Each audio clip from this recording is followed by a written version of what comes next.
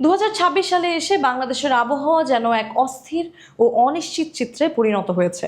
কখনো প্রচণ্ড তাপপ্রবাহে পুড়ছে জনপদ, আবার মাত্র কয়েক ঘন্টার ভারী বৃষ্টিতেই ডুবে যাচ্ছে নগর ও গ্রাম। বছরের শুরু থেকেই ঘূর্ণিঝড়, আংশিক বন্যা এবং রেকর্ড ভাঙা তাপমাত্রা জনজীবনে ভয়াবহ চাপ তৈরি করছে। বিশ্ব অর্থনৈতিক ফোরাম এর গ্লোবাল রিস্ক রিপোর্ট 2026-এ বিরূপ আবহাওয়াকে বিশ্বের সবচেয়ে বড় দীর্ঘমেয়াদী ঝুঁকি হিসেবে উল্লেখ করা হয়েছে। জলবায়ু বিশেষজ্ঞদের মতে এই পরিস্থিতি কোনো বিচ্ছিন্ন ঘটনা নয়, বরং বৈশ্বিক জলবায়ু পরিবর্তনের সরাসরি প্রভাব। বঙ্গোপসাগর ও আরব সাগরের অস্বাভাবিক উষ্ণতা ঘূর্ণিঝড়কে আরও শক্তিশালী করে তুলছে। কোথাও কোথাও সমুদ্রপৃষ্ঠের তাপমাত্রা 30 ডিগ্রি সেলসিয়াস ছাড়িয়ে যাওয়ায় নিম্নচাপ দ্রুত রূপ নিচ্ছে ভয়াবহ ঘূর্ণিঝড়ে, যার প্রভাব সরাসরি উপকূলীয় জনপদে পড়ছে। অন্যদিকে এল নিনো এবং লা নিনো চক্রের ভারসাম্যহীনতায় দক্ষিণ এশিয়ার মৌসুমি বৃষ্টিপাতের ধরন বদলে গেছে। আগে দীর্ঘ সময় ধরে হওয়া বৃষ্টি এখন কয়েক দিনের মধ্যেই নেমে এসেছে, ফলে শহরে জলাবদ্ধতা এবং পাহাড়ি এলাকায় ভূমিধসের ঝুঁকি বহুগুণ বেড়েছে। একই সঙ্গে দীর্ঘ খরায় কৃষি উৎপাদনেও দেখা দিচ্ছে বড় ধস। বাংলাদেশের দুর্যোগ পরিস্থিতি আরও জটিল হচ্ছে হিমালয় অঞ্চলের বরফ দ্রুত গলার কারণে।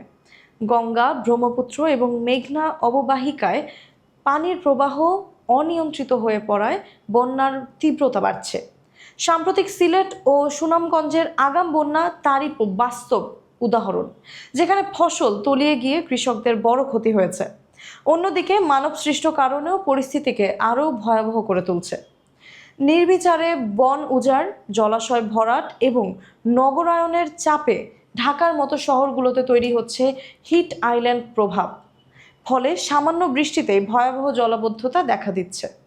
সুন্দরবনের মতো প্রাকৃতিক প্রতিরক্ষা ব্যবস্থাও ক্ষতিগ্রস্ত হওয়ায় ঘূর্ণিঝড়ের আঘাত আরও তীব্র হচ্ছে। জাতিসংঘ জলবায়ু পরিবর্তন প্যানেল আগেই সতর্ক করেছিল, বৈশ্বিক তাপমাত্রা 1.5 ডিগ্রি সেলসিয়াস ছাড়ালে পরিস্থিতি নিয়ন্ত্রণের বাইরে চলে যেতে পারে। আর বিশ্ব এখন সেই সীমার খুব কাছাকাছি অবস্থান করছে। এরই মধ্যে বাংলাদেশ জলবায়ু ঝুঁকির তালিকায় বিশ্বের সবচেয়ে ক্ষতিগ্রস্ত দেশগুলোর মধ্যে রয়েছে। এটাই হচ্ছে সবচেয়ে বিপজ্জনক এবং ভয়ঙ্কর জিনিস। বিশেষজ্ঞদের মতে এখনই কার্যকর পদক্ষেপ না নিলে পরিস্থিতি আরও ভয়াবহ হবে। টেকসই বেড়িবাঁধ নির্মাণ, উপকূলীয় বনায়ন, নদী খনন, জলাধার পুনরুদ্ধার এবং জলবায়ু সহনশীল কৃষি ব্যবস্থার বিকল্প নেই। একই সঙ্গে উন্নত আগাম সতর্ক বার্তা ব্যবস্থা এবং দুর্যোগ ব্যবস্থাপনায় প্রযুক্তির ব্যবহার বাড়াতে হবে। সব মিলিয়ে 2026 সালের এই জলবায়ু বাস্তবতা স্পষ্ট করে দিচ্ছে, প্রকৃতির বিরুদ্ধে নয়, বরং প্রকৃতির সঙ্গে সমন্বয় করেই টিকে থাকতে হবে আমাদের। নইলে ভবিষ্যতের দুর্যোগও আরও ভয়াবহ আকার ধারণ করতে পারে।